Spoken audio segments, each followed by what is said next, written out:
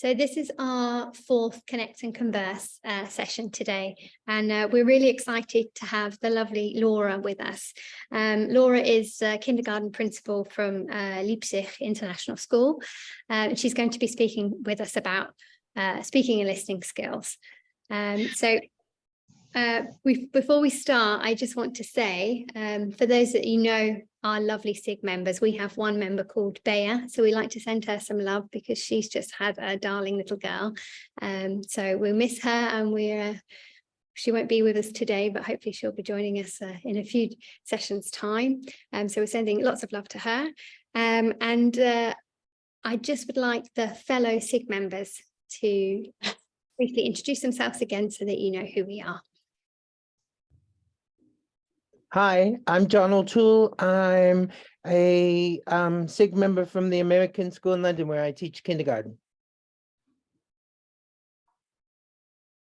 Hi, I'm Karen, and I am early years teacher and grade level leader at the International School of Luxembourg. Hi, I'm Charlotte. I'm head of primary at the British International School of Stockholm and a reception teacher at heart.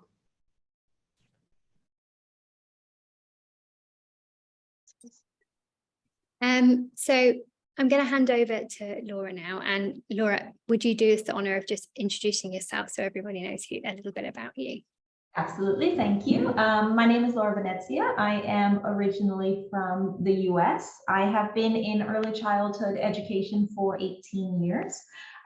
Started as a classroom teacher, have taught from ages 1 all the way up to 7 years old, and done a little bit with teenagers as well, but early childhood is my heart. I have worked in different schools, different settings, some local schools, international, PYP context, Reggio Emilia, all in between. I worked in Hong Kong for 9 years, where I was PYP coordinator, early years teacher, head teacher, head of school, and now I'm over in Leipzig as the kindergarten principal. So I want to thank the ECIS Early Childhood SIG for letting me join them and present today. We're honoured to have you. And on the next slide, you'll see the link to the Padlet for today's session. So just a reminder, when we go out into our breakout rooms, we need somebody to record information on the Padlet and one person who's willing to relay that information back to the rest of the group. Okay, over to you, Laura. Okay, so as Lindsay said, we're talking about listening and speaking skills today.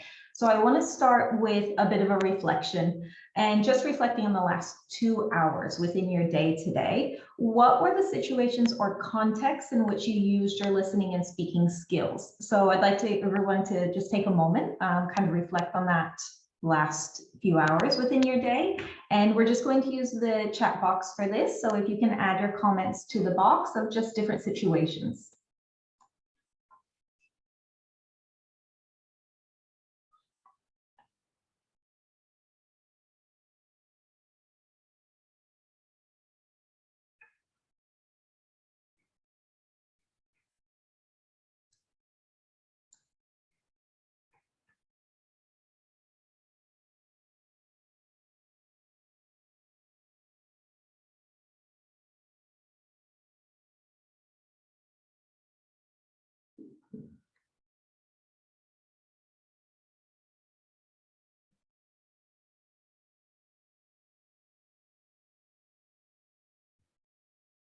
Okay, so we've got just getting ready for and then dismissing children in a meeting. So lots of speaking to share ideas, clarifying, hopefully listening to other people, listening to children talk about their day, at home with my 3.5-year-old, constant stream of listening and speaking. Yes.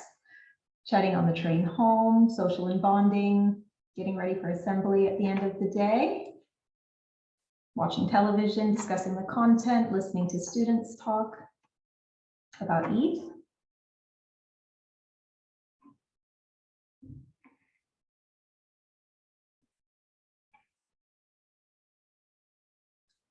Okay, so lots of different ideas there. You can keep adding some in there as they come to you. learners talk about their mothers as prep for Mother's Day. Talking to daughter about her day at school.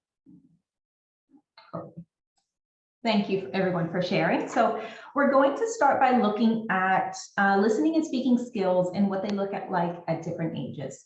So in the early years, we are in a unique position to witness the development of children's speaking and listening skills. For those of us in settings with infants and toddlers, we see the biggest development of these skills, but also the inclusion of children's 100 languages, which we'll talk about a little bit throughout today's session. So if we look at infants, at this age, infants are developing awareness of language as a whole. So they're hearing language around them and beginning to develop awareness of what language is. In multilingual settings, this means hearing sounds, tones, rhythms of different languages. Infants are communicating also through their sounds and gestures. So those are their speaking skills at that age. And they're telling us more than we know through these sounds and communications. So in Reggio Emilia, there is, this is referred to as the 100 languages. And everything a child is doing is a form of communication through the channels that are available to them at that time. So we see this a lot in infants. We see it throughout all ages, but specifically in the infant time before oral language is developed, we have to be very intentional for us and our skills of listening to see what children are telling us. So then if we move into the toddlers, this is where children are using their language to express feelings, emotions, thoughts, questions. If we have any educators that are in more of a toddler classroom, so really at that age of like 2 to 3 year olds, you're hearing a lot of expression of feelings. You're hearing a lot of why. They are expressing their likes and dislikes. And this is sometimes through just single words or simple sentences. And there's another important factor to remember about toddlers in this age, and this is an important time of a child's development, that their behavior is a form of communication as well. So we as the educators really need to be listening in a way of seeing what the child is trying to tell us. Then we have our preschoolers. And this is where the children are really developing and building their understanding of language and its many forms of uses. As we are all parts of international communities, there are probably different languages happening as well for all of our children. So they're starting to understand different contexts, what those languages sound like specifically, what that different vocabulary is, and how they're interacting with that on a daily basis. And they're communicating about the things around them. So they're really talking a lot about what they see, their forms of play that they're involved in. They're doing make-believe. Dress-up corners are very popular. And children are always expressing kind of their ideas that they're creating in their head. They are recounting events. So they're talking about, as someone mentioned in the comment, reflecting on things that they've done previously, but also talking about future plans. And this is such a really important concept where these children are talking about things that are happening before make-believe and happening after, because they're developing their abstract thinking. And this is something that we'll talk about a bit more in another slide. So as we're looking at this, this is of course just a very general development of speaking skills and listening, as well as children are interacting with language. But we also want to look at this of not holding this to any definite ages. As I said, in international communities, we're going to have members developing language at different times. And this is also a silent period for some learners. So we want to be respectful of that and honor every child where they are and take that journey with them. Okay, so what does this mean for educators? Conversations. In the last 2 hours, something I didn't see on the chat of the last reflection, one of my speaking skills was mentally talking to myself.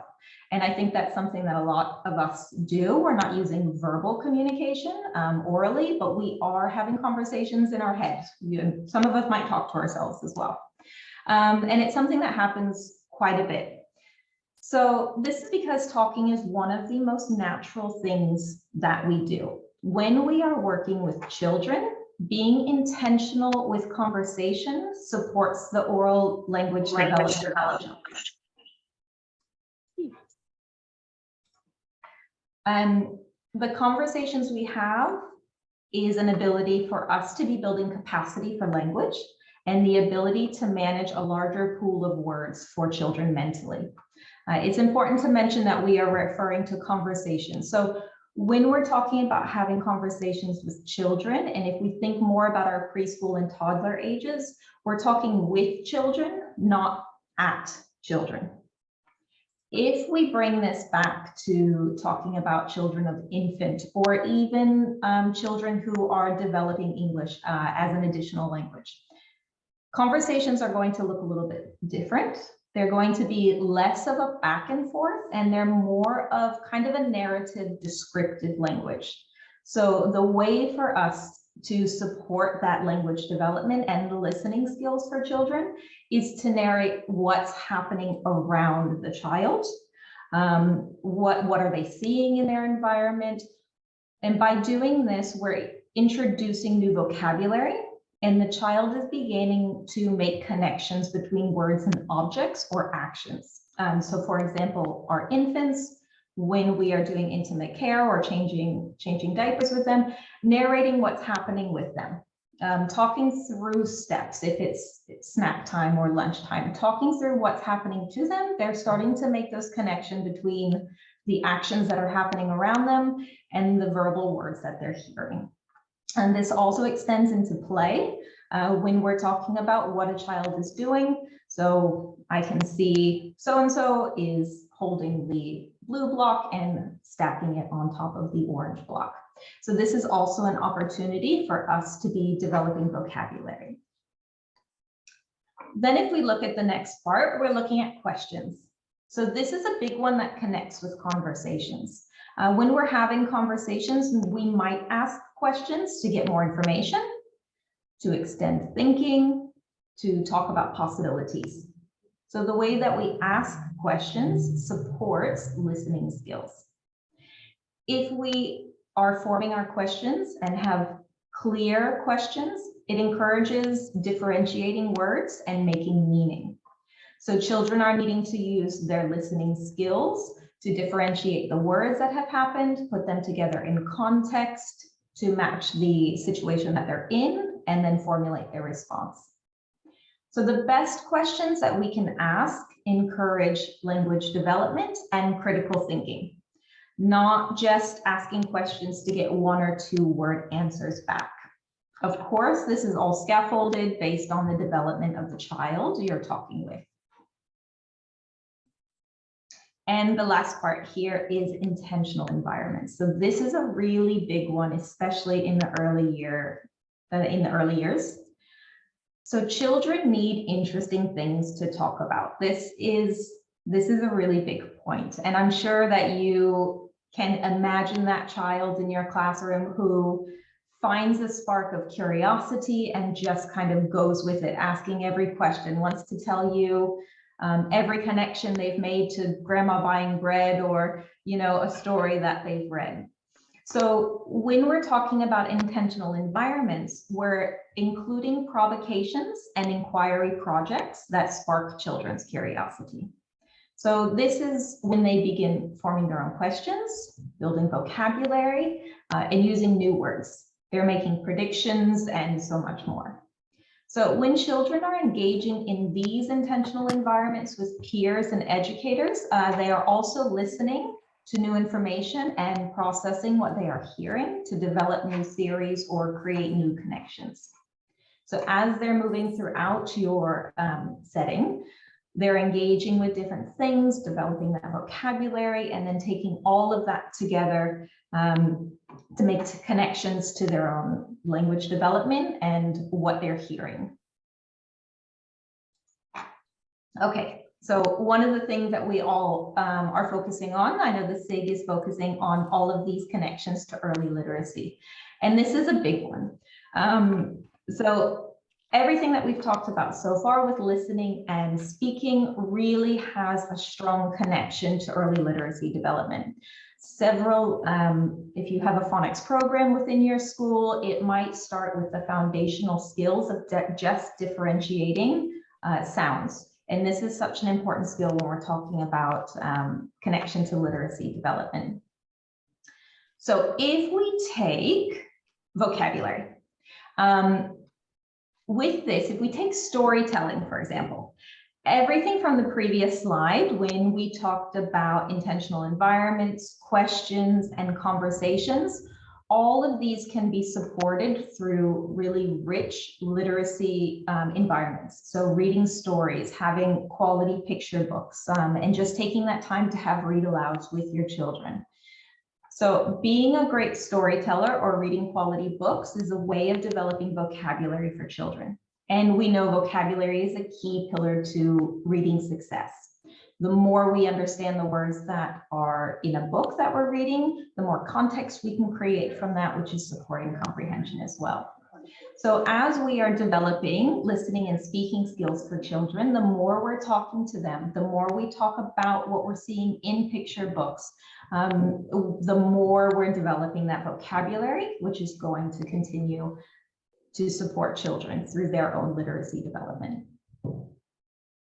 Okay, the next one, we're looking at abstract thinking. And I'm not sure if this is one that a lot of people think about when kind of considering the idea of literacy or even kind of having conversations with children. But this was a skill that I mentioned previously. So when we're having conversations and talking about the past, the future, or when children are, using their imagination or make believe, they are developing their skills of abstract thinking. So this supports with understanding things that are not here and now. So when we're talking about concrete or abstract concepts, this is a way that we are developing that skill by talking about things that are not happening right now. And some children get confused when they're talking about the past or the future, always speaking in present tense. And that's something that we usually clarify as educators, like, did this happen already or is this going to happen later? So we're helping to develop that idea of things that are not happening here and now. So children are also developing the capacity when they're using kind of these skills, developing the capacity to hold many concepts in mind at one time. And this could be quite complex for some children and a skill that takes time. With that, they're also developing the ability to problem solve. They're making predictions about stories or following, once they get old, a little bit older, following plots that become more complex. And I think that's something that we can all relate to. As stories become longer and more complex and more characters involved, you need those skills to be able to maintain all of that information in your mind. So making predictions is a big thing that we do when we're reading stories, and just stopping in a great picture book of what do you think will happen next is developing this idea of abstract thinking, but also it's getting children to use their ability to bring kind of more language into what they think is going to happen, but it's just that complex skill for them. Then we have comprehension. And this kind of sums up all of the pieces of this literacy development. So the more children's listening skills are developed, the easier it will be to differentiate sounds. If we go back to the idea of how infants are developing language, they're starting to hear sounds. What sounds connect to their mother tongue? What sounds connect to different environments or the makeup of different words? So this is important to make connections when sounding out or hearing new words. It might not be something that we all think about, but you can have children that are beginning to start blending, and they'll be able to do each of the sounds. For example, if we say k, at, they can do each of those sounds, but the process of putting those sounds together and relating that to a word that they know from their vocabulary is kind of the next level of a skill for them. So the more honed their skills are of listening, might make it easier for making that connection, which can lead to problem solving and can lead to abilities to understand when they are starting to comprehend reading. So we bring this back, comprehension leads into vocabulary, that ability to have the abstract thinking as well. All of these different elements come together to support literacy development for children. Okay. I think that brings us to about the right time, and this will bring us to kind of the discussion point of the group. We're going to have 3 questions here, and we'll be breaking into some breakout rooms. And I hope everyone's opened the Padlet. We're going to be recording some responses from the group there. So if we can please make sure that you share responsibilities among your group. So we'll have one person that will be taking notes on the Padlet. This was the link from the first slide, and it's also in the chat. One person is going to be controlling the time. So we'll have 10 minutes for the breakout group. One person in the group is going to make sure the group stays on track with the questions, and then one person is going to come back to share the information with the rest of us. Okay, so we'll break out into rooms, and then please just make sure that you decide who the one person will be to feed back to the larger group when we come back.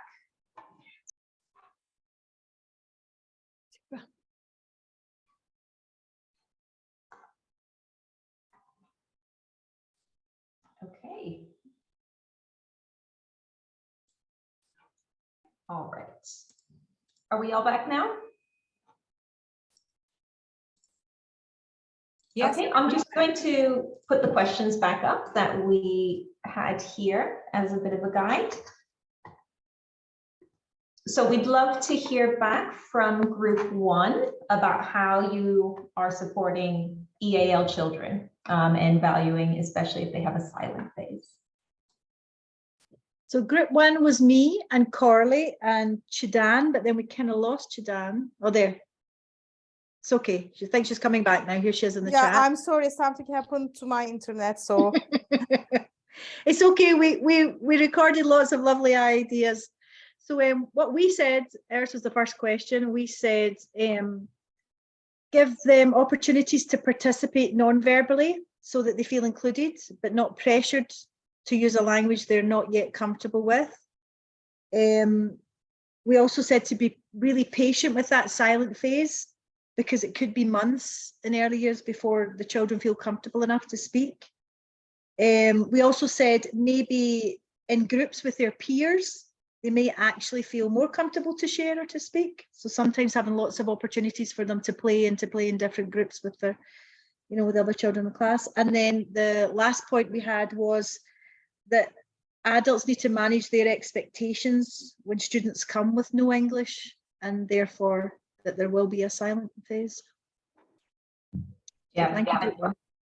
I think that's great, that last point there, just kind of meeting every child where they are and supporting them that way, and giving them the space that they need to first develop relationships, to feel like they're in a safe space before completely taking on something terrifying like a new language. So thank you, group 1, for that. Could we have group 2 share back with planning progression in different aspects of speaking and listening?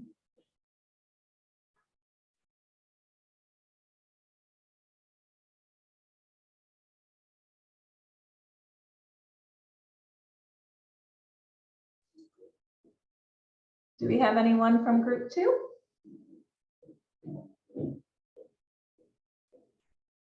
Group 2 might not have anyone in it. The first one I went to had no one in it, and I was reassigned. So. Okay, shall we go to group 3 then? Yep, we can go to group 3. So that was myself and Sandra and Alexandra and Vanessa, and we were talking about spaces.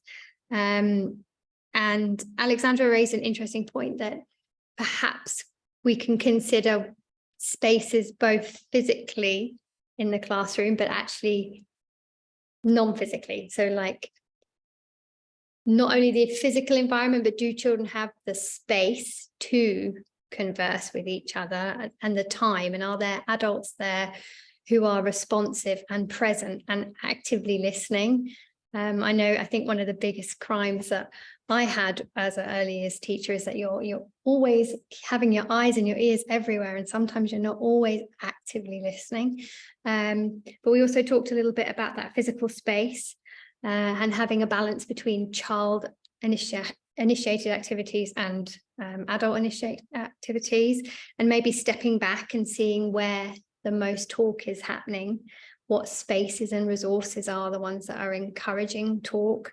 And we talked about creating intentional spaces for children to listen to each other, like secret little spaces that they can crawl into.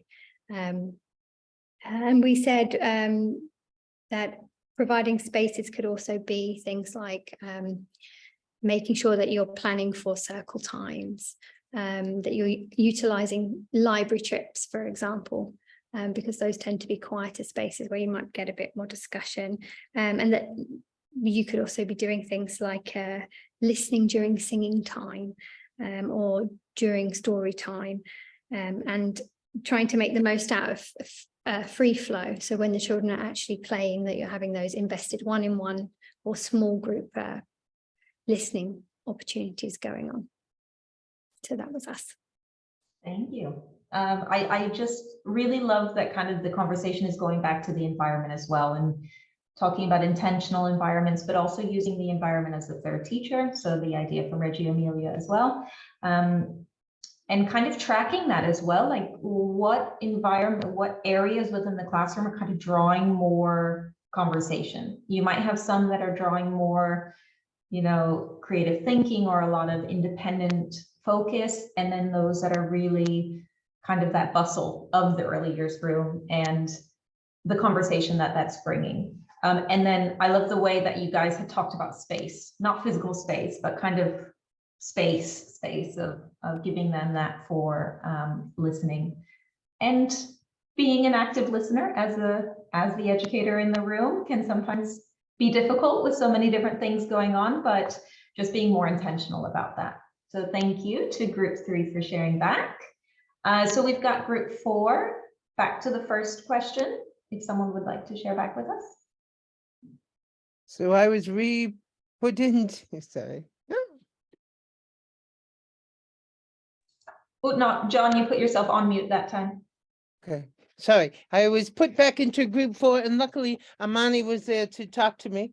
And we thought about how important it is to make the children feel valued and part of the classroom, and part of the, even if they weren't part of the language, to feel that they had an impact in things that happened in the room. To use lots of pointing and fun games to start with, so that they felt that they did have a mode of communication, and then follow that up with a lot more language work.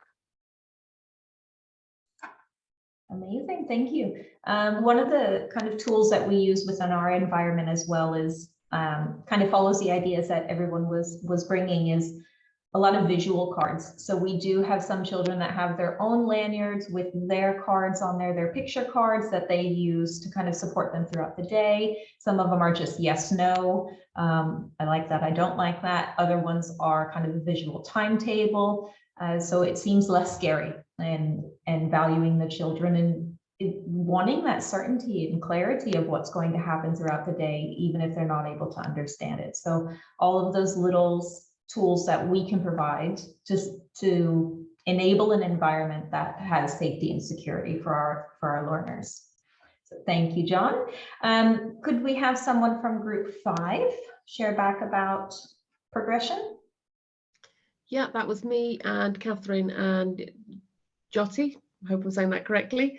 And we decided you'd given us the most challenging question, which might mean that we've not been intentional enough in how we tend to plan for speaking and listening and progression. But we thought about how you plan for vocabulary, identify the key vocabulary and think about how you're going to model it. challenging students to sort of extend the length of their sentences, going from single words to phrases, from phrases to sentences, even just extending the length of time you expect children to listen for.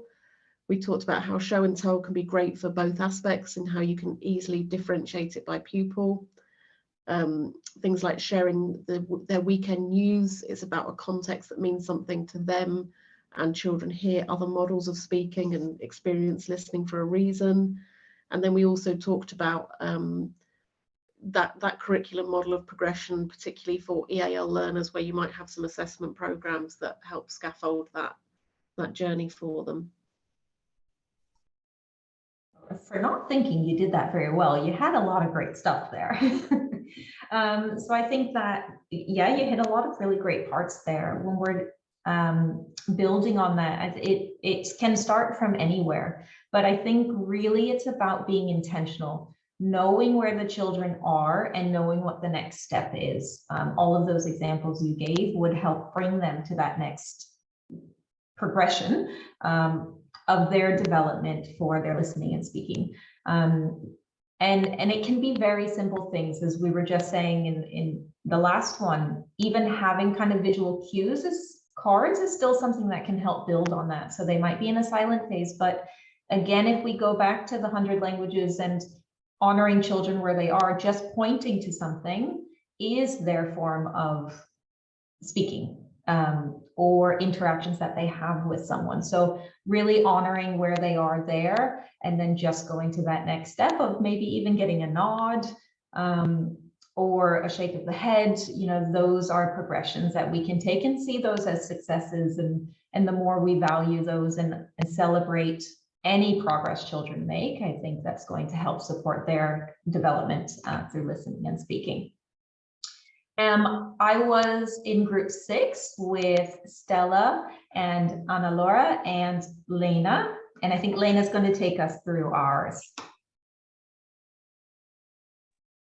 I will take Ana Laura. So yeah, we also discussed the importance of the teacher as a third teacher, and the importance of not only giving physical spaces, but also the time for children to respond, not only the idea of throwing questions one's next to the other, and also give some space in order to let them think and give the time to respond.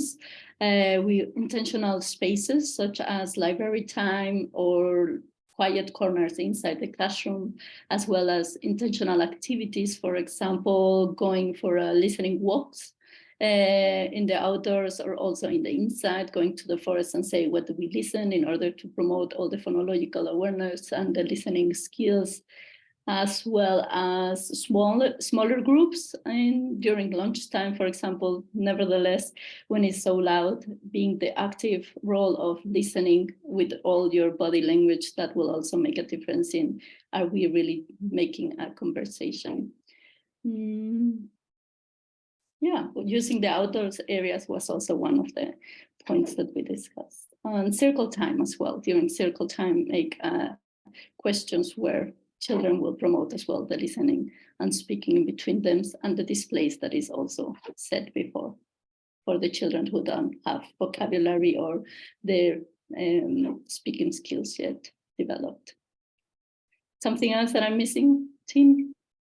I just wanted to kind of elaborate on the question part, because I think that was a really good conversation we had of providing time for children to hear what the question was. And this is, again, something, if we think back to our children that are not native or, English as their mother tongue, when we're asking a question, they need that time to kind of hear it, translate it in their head, answer it, translate it back, and then respond with the answer that in the language that we asked.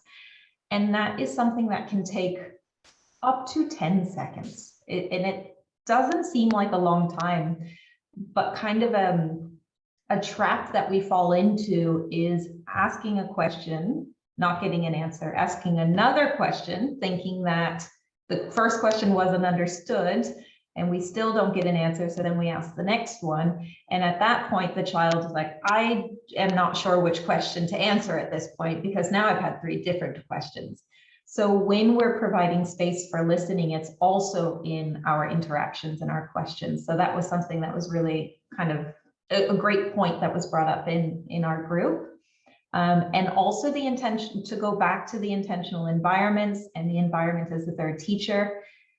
When you are in a bustling, very engaged early years classroom, there is a lot of noise going on. There's a lot of different sounds. There are conversations. There's everything happening around you. But when you have engagements that are really capturing a student, they can still hear the conversation that they're involved in. And it's the same for us as educators. There can be 20 children around, all playing with different things, but when we're engaged in that process of kind of flow, we can still clearly hear what's happening and the conversation that we're in, because there's such an engagement there. So that's kind of going back to being very intentional with our environments and following children's curiosities and interests, because they will be able to tune out everything that's happening around them. And I think we have all been in that situation where you're trying to get a child's attention, but they are super involved in the game that they're playing or whatever building that they're building, and they just don't hear it because they're so in tune with what they're doing that they don't hear the other things around them. So that's another way of providing that space, giving them the engagements that will capture their attention. So thank you to Group 6 for sharing that. That actually brings us to the end of this section, and I will pass it back over to Lindsay. I just want to say thank you so much to the community for having me today. Oh, sorry, here are some resources. They'll be on the links. So this is just some of the information that came to kind of support today's research. Thank you, Laura. Yeah, thank you, Laura. Thanks so much for reminding us that we really need to sort of value and honour our children and meet them where they are in that process. And it was really good to see that those developmental stages and to connect it to literacy, and then have those wonderful discussions with you guys in our community. I just want to say up next will be Claire Steed, and Claire is an educational researcher, and she works with parents and babies primarily. And we kind of would like, this is kind of a bit of a first for ECIS. So what we're trying to do is in every session, so the last 4 webinars have all been about literacy, early literacy. So Claire will talk about literacy in the first 1,000 days. And what we're trying to do is also broaden our audience to parents, because we know as early childhood educators how important family engagement is to children's success. So this webinar is great for early childhood educators because it will talk about those milestones that come before they come into our settings, but it's also great for parents in our communities. So I would like to ask you to share this information with your parent and family communities, and see if we can have a wonderful webinar session where we can have educators and parents alongside each other, engaged in dialogue and learning from the wonderful Claire. So just a shout out for that session. And again, thank you so much for joining us today. And we hope to see you next time. My email address is on the bottom. So if you want to reach out to me, perhaps like Laura, you're an expert in a certain area of early childhood education and you'd like to lead a webinar, or you'd like to combine or collaborate with someone else, or you have any feedback for us or any topics you'd like to for us to explore, you can connect with us on Facebook, Instagram. Through that little QR code, you'll get to our Padlet where you can add ideas. We're on LinkedIn and Twitter. So thanks everyone for joining us, and hope to see you next time. Thank you. Thank you, Laura. Thank you, Laura.